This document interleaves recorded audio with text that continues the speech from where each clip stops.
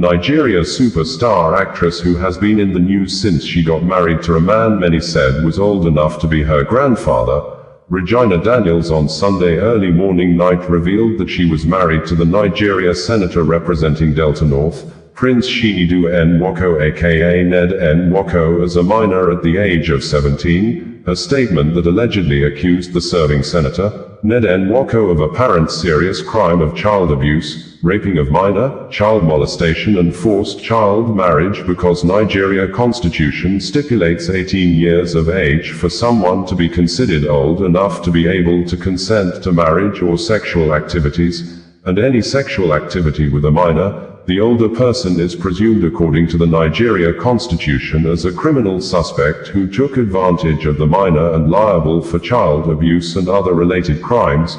Although Senator Ned Nwoko is a Muslim by religion, a careful study of the Nigeria laws indicated that Islamic law is only binding on Muslim and not Muslim and Christian or people from other religions. We are also aware that both of them are from Delta State in the south-south geopolitical zone of Nigeria that is predominantly Christians that practices 18 years as a statutory and customary age requirement for someone to be considered old enough to give his or her voluntary consent for marriage and other forms of sexual activities. Last month October, there was a heated debate at the Nigeria Red Chamber of the National Assembly where the senators bemoaned the high rates of child abuse and defilement of minors in Nigeria and recommended a stiffer punishment of life imprisonment for offenders. Specifically, according to the DailyPost newspaper publication on October 21, 2025, the senator representing Edo North Senatorial District, Oshomhole, said defilement of a minor should be different from that of rape.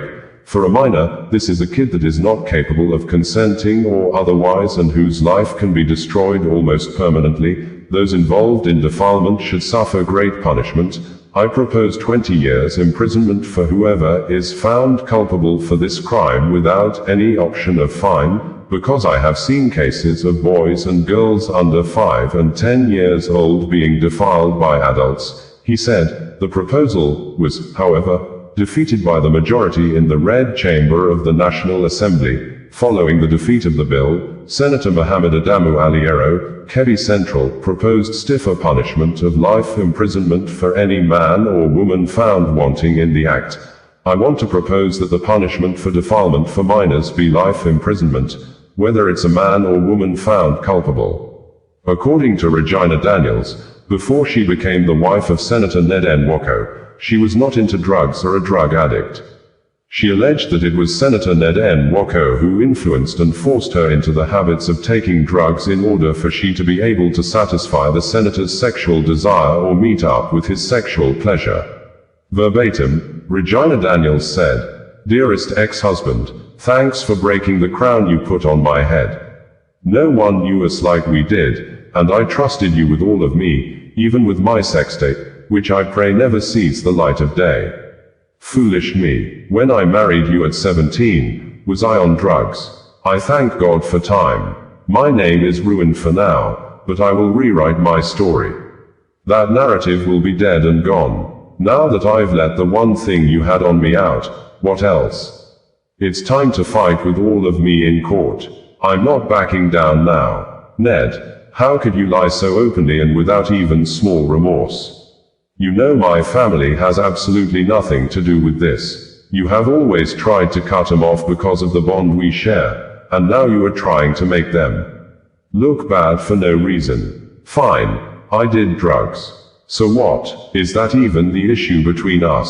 The moment we had a fight, you rushed to the public shouting, drugs, drugs, drugs, because you knew it would make a perfect story for the media. Something dramatic enough to distract everyone from the real issue.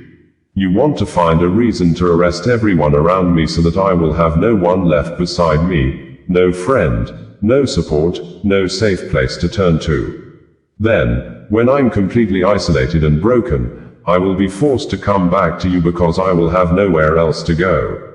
That has always been your strategy. Break people down, make them weak and powerless, and then have your way with them. But guess what? It's not going to work this time. Not anymore. You say you want me to go for rehab, but you are the same Ned who always wanted me high because, in your words, Lem, sexier, when I'm high. You like me that way because it made me wild and romantic, exactly how you wanted me to be. Why don't you also tell them how you force yourself on me whenever I say no? Why don't you tell them how you lock me up, seize my phones, and suddenly declare me mentally unstable the moment I say I no longer want to be in this relationship? But once I change my mind just to get out of that locked room, suddenly Lem fine again, Lem no longer mentally unstable, and apparently not in need of rehab anymore. Why don't you also tell them that all your wives and ex-wives are on drugs? And can you be kind enough to explain to them why that is? Why don't you also tell them how you lock me up and doctors to inject me with drugs meant for people with bipolar disorder? Why don't you tell them how you take my phones for weeks just because you hate that I talk to my family a lot? You have never seen me act incoherent, stumble, or lose control, so just stop. Every problem we have had started when I no longer wanted you, whether sober or even high. Stop using the drugs narrative to create distraction. Tell people the truth. I understand, Shah. You are feeling rejected and hurt, and you are struggling to make peace with the fact that it's all over. Let me make this very clear. No matter how much you think you spent on me, it can never equal the value of the time I gave you, my prime years, my energy, and the career opportunities I sacrificed while being with you. And for the record, I would have filed for divorce long ago if there was ever a legal marriage between us. We were never married in any court of law, and no documents were signed. Leave me alone, Ned. Marriage is not by force. Love is not by force. Stop trying to control what no longer belongs to you. Bringing you the news in a more digital way. Serving Nigeria Senator, Prince Chinedu Nwoko, well known as Edo Nwoko, has listed and narrated some of the things he has done for the family of his absconded fourth wife, Regina Daniels, particularly stating that his mother-in-law, Regina Daniels' mother, Rita, received 125 million nairas from him in the past 2 years alone, apparently challenging the mother-in-law earlier media statement that none of the senator's children looked like a child of a billionaire, and that she on her own spent her hard-earned money to support the senator's election, in addition to the $50,000 Regina Daniels gave to the 65-year-old Muslim husband from the southern part of Nigeria. Outside that, Senator Ned Nwoko apparently tried to explain why his brother-in-law, Sammy, was arrested and detained after his wife, Regina Daniels, ran away from her matrimonial home and decided to end the marriage with the serving Nigeria senator on the ground of domestic violence, intimidation and oppression that made her look like nothing in the house of the senator, who she swiftly replied yesterday that Ned Nwoko never married her legally, and she was apparently still a minor at age 17 when the Nigeria serving senator allegedly forced her into early marriage. Details of Regina Daniels' statements and the legal implications will be reported and published in our next news report for proper clarification and understanding, so that appropriate government bodies like the Nigeria Police Force will be held accountable to take decisive action for the protection of girl-child against sexual abuse, molestation, raping of minor and child marriage. According to the serving senator, Ned Nwoko, who attached 2 videos to his statements of Sammy, Regina Daniels' brother, having misunderstanding with some of his domestic staff and the policeman at his house. These videos show Sammy, Regina's brother, repeatedly coming to my home and harassing my children and domestic staff, especially whenever I was not around. His visits were often aggressive and disruptive. This is someone I sponsored through his last 2 years at the University of Ikpoma. I bought his musical instruments, rented and furnished a flat for him in Abuja, in addition to the house I bought for Regina in Asaba before our marriage for the use of all of them. I also routinely provided allowances to all members of the family, including her mother, Rita Daniel. Indeed, in the last 2 years, I have a record of transferring 125 million nairas to her alone. When Regina started her rehabilitation, there was a clear instruction by the doctors to strictly restrict people, especially her enablers, from having access to her. The therapy was arranged after I noticed troubling changes in her behavior linked to her dependence on certain illegal substances, including going for 48 hours without sleeping and eating every 2 hours. Unfortunately, Sammy, Destiny, some of their siblings, together with a few of their friends, notably Sonia Uche Montana among others, constantly defied those instructions. They would come into the house uninvited, sometimes forcing their way in, and would bring her the same drugs she was being treated for. Instead of helping her recover, they encouraged her addiction and completely frustrated the efforts of the doctors and therapists working with her. It is important to note that Lawrence, Sammy, his girlfriend NK, Destiny, Sonia, and others also took the same drugs as Regina. In fact, Lawrence and Sammy were the ones who first introduced and supplied these drugs to her. They were deeply involved in the habit themselves, and rather than helping her get better, they kept drawing her back into the same destructive lifestyle. I do not drink alcohol nor smoke. In fact, I am a vegetarian. So I found these characters and behaviors reprehensible and totally unacceptable. Just 4 weeks ago, I woke up around 5 a.m. and realized that Regina was in my room and on the phone. She was clearly high, and she knows that I do not want her in my room in that condition. I asked her to go to her room, and she told me that Sammy's girlfriend was in her room. I was alarmed and angry because that girl should never have been in my house, let alone around Regina, since she is one of the enablers who constantly bring her the substances she is addicted to. I told Regina that the girl had to leave, and one of my drivers dropped her off. 30 minutes later, Sammy came to my house shouting and demanding that I come downstairs to face him. He said I had no right to ask his girlfriend to leave my house. He was ranting and threatening, waking up everyone, including the children. I eventually went downstairs and had to instruct the security to physically push him out of my compound.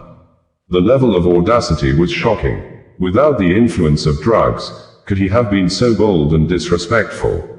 They did not stop there. On several occasions, they verbally assaulted and intimidated the police officers stationed at the house for security. The officers were simply following instructions to restrict access for the sake of Regina's recovery, but Sammy and his group would insult and threaten them. Whenever Regina wanted to go out and I was not around, she would become extremely hostile toward the police and domestic staff. She would shout, threaten, and use abusive words, insisting that she must leave the house no matter what.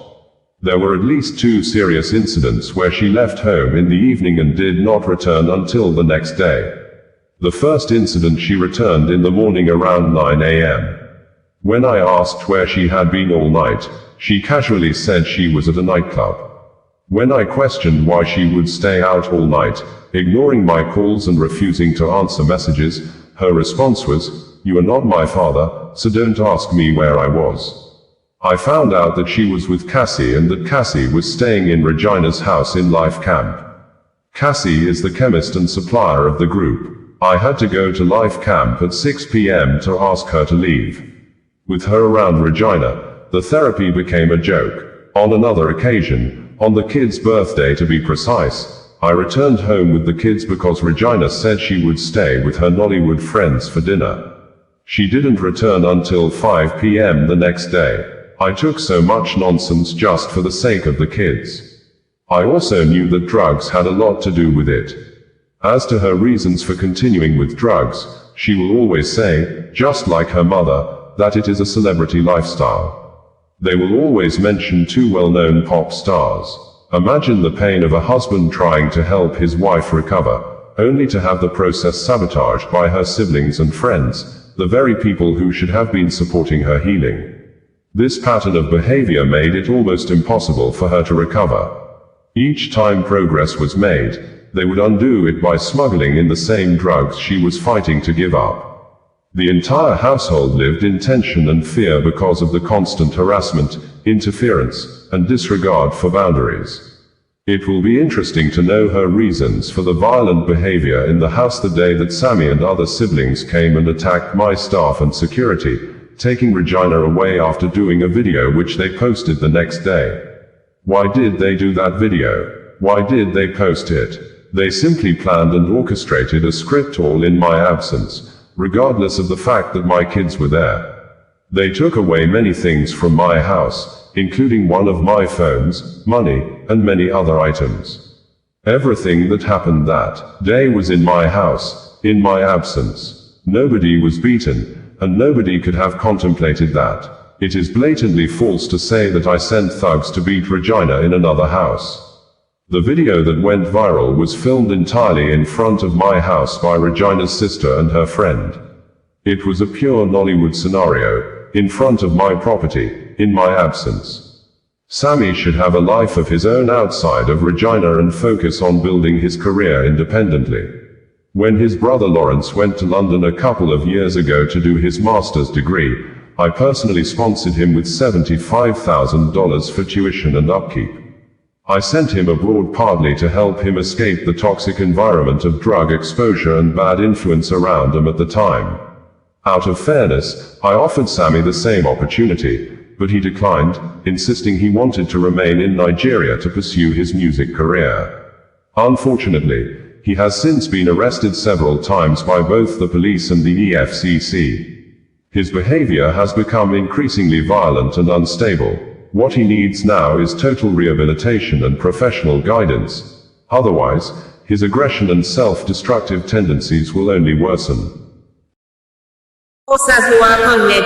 Bringing you the news in a more digital way. Indigenous people of Biafra, IPOB, has said that the detained Biafra Republic agitation leader, Mazi Nnamdi Kanu, has not forfeited his rights to defend himself before the Federal High Court sitting in Abuja, after the judge, Justice James Omotosho, ruled on Friday and stated that Nnamdi Kanu's rights to enter defense has been forfeited and thereafter fixed November 20, 2025 for judgment, as Nnamdi Kanu was seen to have staged a defensive confrontation with aggressive loud voice, challenging the court that the federal government allegations against him has no legal basis or any aspect of the Nigeria law that backs such allegations. This, Barrister Oloyejimako, the organizing lawyer for the detained Biafra Republic agitation leader, had on Wednesday said in a written and video statement posted on his X social media account that Nnamdi Kanu is competent enough to defend himself, especially given the political elements in the case which he understands better than any lawyer. In a press release issued and made available on Friday, IPOB, in the statement signed by Emma Powerful, said it strongly condemns the new round of fake news being pushed by certain Nigerian media outlets. The false claim that Mazi Nnamdi Kanu has forfeited his right to defense in the ongoing trial before Justice James Kolawole Omotosho of the Federal High Court, Abuja, is a desperate lie meant to mislead the public and cover up an illegal process. Let the truth be clear: Mazi Nnamdi Kanu has not forfeited anything. What is happening in court is not a fair trial but a political show. Up till today, neither Justice Omotosho nor Chief Adigboyegba Awomolo, SAN, the government's lead prosecutor, has been able to point to any valid, existing law that Mazi Nnamdi Kanu supposedly broke. Their silence speaks volumes. It is a quiet confession that this entire case has no legal foundation. The core question remains simple. Can anyone be prosecuted or convicted without a living law that clearly defines the offense and prescribes a punishment? The answer is written in Section 36(12) of Nigeria's 1999 Constitution. A person shall not be convicted of a criminal offense unless that offense is defined and the penalty therefore is prescribed in a written law. This means you cannot charge or convict anyone unless the law exists in black and white. No judge or lawyer can twist that. The Supreme Court has said the same thing many times. In Auko vs. Fagbemi, 1961, AG Federation vs. Abubakar, 2007, and NNPC vs. Fawahinmi, 1998. Where there is no law, there can be no trial, no conviction, and no justice. But instead of obeying this clear rule, Justice Omotosho keeps trying to force Mazi Nnamdi Kanu to open his defense, as if pretending there's a valid case will make it real. This is wrong. It's a misuse of power and a clear violation of fair hearing. You cannot force a man to defend himself against a ghost charge. So we ask again, under which law is Mazi Nnamdi Kanu being tried? What act of the National Assembly defines his supposed offense? And by what right does a judge compel a defense where no offense in law exists? Nigerians deserve honest answers, not propaganda. Everyone should read Section 36(12) and know their rights. It protects all of us from tyranny. Any court that ignores the Constitution becomes part of the problem, not the solution. IPOB fully supports Mazi Nnamdi Kanu's stand in refusing to legitimize this illegality by entering a defense. The truth is unshakable. No valid law supports this case, none whatsoever. Now, Justice Omotosho says he will give judgment without even allowing final addresses from both sides. That's laughable and unheard of in criminal law. If that is truly his position, then maybe he needs to go back to law school and learn what due process means. Directives of the Supreme Court, judgment in FRN v. Nnamdi Kanu in suit number SC/CR/1361/2022, delivered on the 15th of December 2023. The reliefs I'm seeking, my Lord, is a very simple. The expunging from the records of this very honorable court the purported plea of not guilty entered by myself, the defendant, here the applicant, on the 29th day of March 2025, the same having been obtained under deception, coercion, and in clear violation of Section 36(6)(a) of the Constitution of the Federal Republic of Nigeria, 1999, as amended, and in defiance of the Supreme Court's binding directive in FRN v. Nnamdi Kanu. I'm asking my Lord for an order setting aside all proceedings conducted pursuant to the said defective plea, including but not limited to the scheduling of defense, witness summons, and trial dates, the same being founded on a nullity admonition.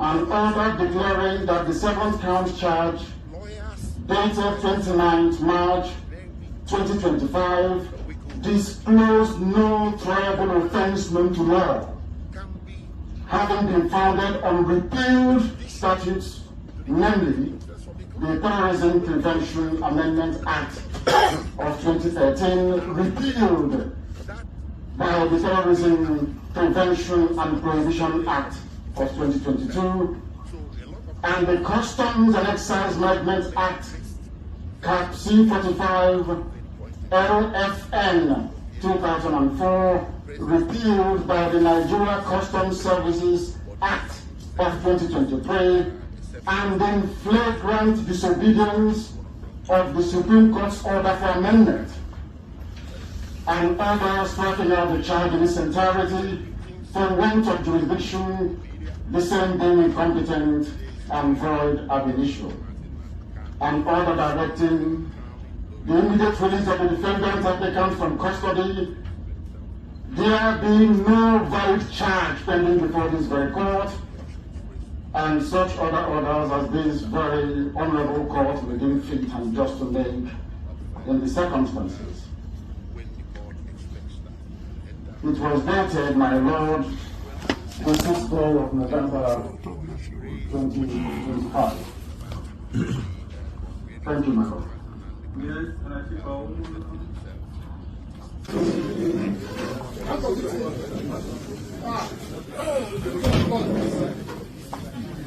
Supreme Court said do something, you will do it. And you're just sitting conviction. And you wonder why God cost you the useless black. don't know what justice means. You have no idea what justice means. You don't know what justice means. Useless black African people. You don't even know what justice. Your constitution says you cannot try anybody unless the law is written. Show me the written law. Show me the written law. I want to know the written law. Talk to me now. Show me the written law. Are you okay? Don't go close. Don't try that rubbish. Don't try it. Don't try it. Don't try that rubbish. Don't try that rubbish. Useless people. You don't know law. You don't know law. Your own constitution you don't respect. Supreme Court judgment you don't respect. Then why are we in the court of law? Why are we in the court of law, I ask? Nonsense. You think Britain can ask you to jail me and you jail me? You are dreaming. You are dreaming. I'm telling you that you are dreaming. Nonsense. Your constitution says you cannot try anybody unless the law is written. Show me the written law. Show me the written law. Don't try it. Don't try it. Don't try rubbish. Don't try rubbish. Useless people. You don't know law. You don't know law. Your own constitution you don't respect. Supreme Court judgment you don't respect. Then why are we in the court of law? Why are we in the court of law, I ask? Good morning. I know you attended the proceedings today. Yes, I did. For Nigerians to know. Yeah. Just a summary of what happened. Well, what happened in court today, for me, continues to be travesty of justice. I've always said it, that in Nigeria, there appear to be two sets of rules. One for the Igbo man and another for the other Nigerians. This is exactly what I saw in court today. First of all, my name is Honorable Obi Agocha. I represent the great people of Iguano, Umuahia North and Umuahia South Federal Constituency. I am the primary representative for Mazi Nnamdi Kanu. So I'm going to speak to you as a layman. I'm not a lawyer. Osasuwakan bringing you the news in a more digital way. Osasuwakan bringing you the news in a more digital way.